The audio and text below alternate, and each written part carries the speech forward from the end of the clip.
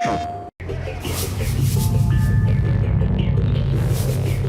is the super hard part, is making something that's so soft like smoke feel like it's got that impact. Our main character, Delsin, has basically the coolest power. It's like going up to a genie and asking for more wishes. What happens is when he's near other conduits, he picks up their ability. The first power that he gets is the smoke power. That means he can drain it, he can turn into it, and he can project it. When you think about where is smoke in a city, you think of maybe chimneys, fires. You can get smoke from vehicles in this game, but you have to destroy them first. And of course, those end up blowing up and blowing up other things around them. And all those things now become smoke sources. Every designer loves a burning car. I don't know why, but every effects artist has to do this at some point. The PlayStation 4 is really allowing us to do some stuff that we couldn't before. And that meant writing new tools and new particle systems to accommodate that. All of our particles are self-shadowing, taking environment light. You can see that the particles are actually affected by the environment shadows as well. It just makes everything feel more connected to the world. It brings it all together. Honestly, for me, the effects are the coolest part of the game right now.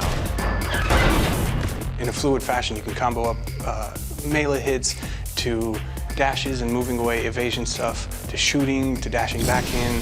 You can dash through guys, grab them, flip them over. Bam! Oh, that's beautiful. It inspires that visceral reaction in people when they see it.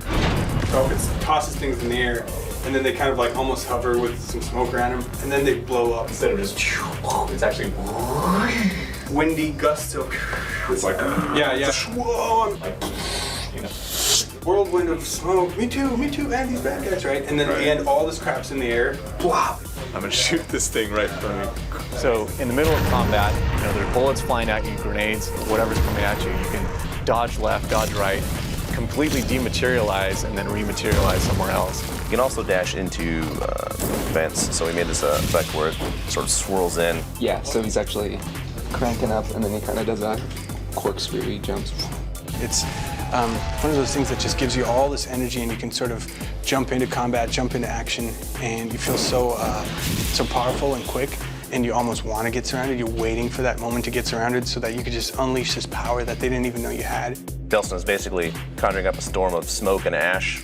I think that if you timed out, like, you can push all the ambience down and it gets kind of quiet, almost like an inhale. Yeah, kind of has that.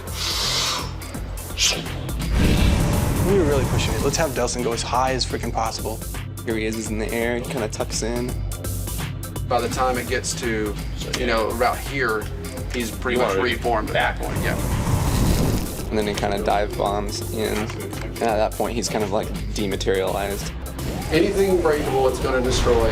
Yeah. Any car, it's going to toss, tumble, throw. Yeah. Any person. Yep. Maximum number of things flying around in the air.